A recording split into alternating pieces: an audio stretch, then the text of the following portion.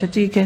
نہیں فیصل صاحب اس سے پہلے دنیش صاحب تھے اور سینیٹر عطا آپ نے بند کر دیا مائک. اوکے بہت بہت شکریہ میڈم. میں اسلام آباد میں کافی عرصے سے انکروچمنٹ کے حوالے سے کارروائیاں چل رہی ہیں.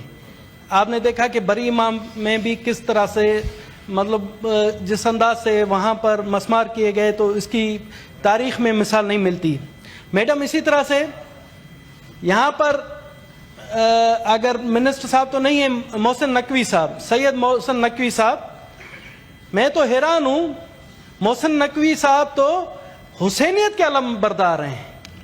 ان میں کب سے یہ یزیدیت والا رویہ آ گیا ہے کہ وہ غریب مسکینوں کو ان کے گھروں کو اجاڑ کر اپنا دلی سکون حاصل کرنا چاہ رہے ہیں.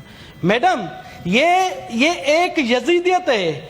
ٹھیک ہے جی, اگر غیر قانونی کالونیاں ہیں تو انہیں نوٹسز دے کر یا ان کو متبادل جگہ دیں. اب یہ کالونیاں ایک دن میں تو نہیں بنی, یا کوئی آسمان سے گر کر تو نہیں بنا ہے. ان کالونیوں میں بننے میں ٹائم لگا ہے. میڈم میں آ رہا ہوں, یہاں پر رمشا کالونی ہے جہاں پر مسیح لوگ رہتے ہیں, اور ایک ہے مسکین کالونی, اور علامہ اقبال کالونی جہاں پر اقلیت کے لوگ رہتے ہیں. میڈم انہیں بھی نوٹسز دیے گئے ہیں اور کہا گیا ہے کہ یہ کالونیاں خالی کریں نہیں تو انہیں مسمار کر دیا جائے گا.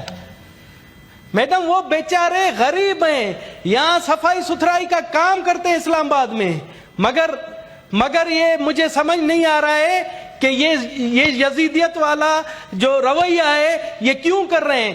محسن نقوی صاحب آپ اہل سادات ہیں, آپ سید گھرانے سے ہیں, اور مجھے فخر ہے کہ ہم نے آج سے 1400 سال پہلے برے صغیر میں میرے خاندان نے اہل بیت کی خدمت کی تھی, ہمیں بھی حسینیت کا خطاب ملا تھا. تو میں محسن نقوی صاحب آپ سے ہاتھ جوڑ کر کہتا ہوں کہ ان غریبوں کے لیے حسینیت والا جذبہ کریں, اپنے دل سے یزیدیت نکال دیں. جس دن آپ نے یزیدیت نکالی تو جس طرح سے کہا جا رہا ہے کہ آنے والے الیکشن میں آپ وزیر اعظم ہوں گے, تب بھی وزیر اعظم بن سکتے. اگر یزیدیت والا رویہ رکھا تو آپ سوچیں زندگی بھر وزیر اعظم نہیں ہو سکتے جو آپ کی خواہش ہے.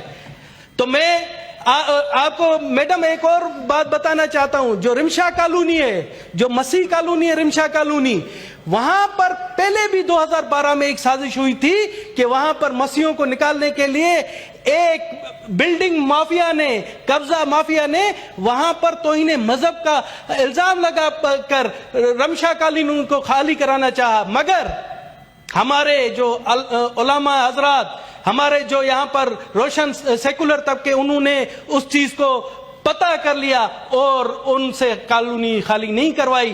اب محسن نقوی صاحب ان غریبوں سے کالونی خالی کروانا چاہ رہے ہیں.